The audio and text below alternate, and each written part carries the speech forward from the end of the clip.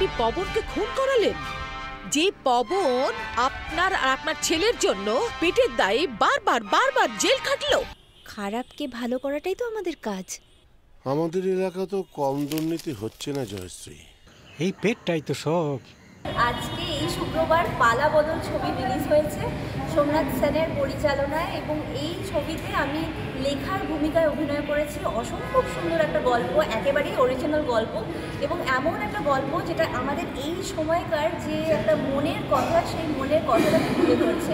অবশ্যই আসবেন, কারণ হতে পারে এই ছবিতে খুব ল্যাভিশ সেটিং বা একটা বিশাল বড় বাজেট নেই, কিন্তু যেটা রয়েছে সেটা অনেক ছবিতে নেই, আর সেটা হলো অন্তর। ওর পেটে এখন অনেক খিদে, দে দে বেশি করে ভাত দে। এবার আমার স্বামী কবে ফিরবি? গিয়ে কি লাভ স্যার?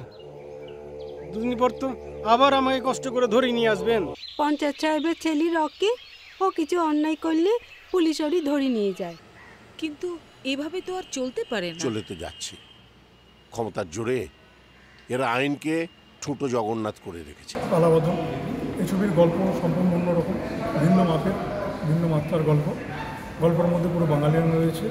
ছবিটা দেখুন, এতে অভিনয় করেছেন মৌবনী সরকার, বিশ্বজিৎ চক্রবর্তী, বিপ্লব চ্যাটার্জি প্রমুখ। ছবিটা আপনাদের ভালো লাগবে। গল্পটা বলছি না, গল্পটা হাউজে আসুন, দেখুন, আপনাদের খুব ভালো লাগবে ছবিটা। এটা খুন না অ্যাক্সিডেন্ট তা তো পোস্টমর্টম রিপোর্টই বলবে, আপনি বলার কি? তীরে কি প্রচণ্ড কলরব, জলে ভেসে যায় কার সব। কোথা ছিল বাড়ি, রাতের কল্লোল শুধু বলে যায় আমি স্বেচ্ছাচারী। এতটুকু বাচ্চা মেয়ে, কত কঠিন কাজ করছো। এবার আমি ফুল পিকচারটা দেখিয়ে দেব।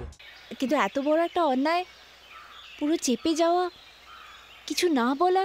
পালা বদল ঘটাবেই।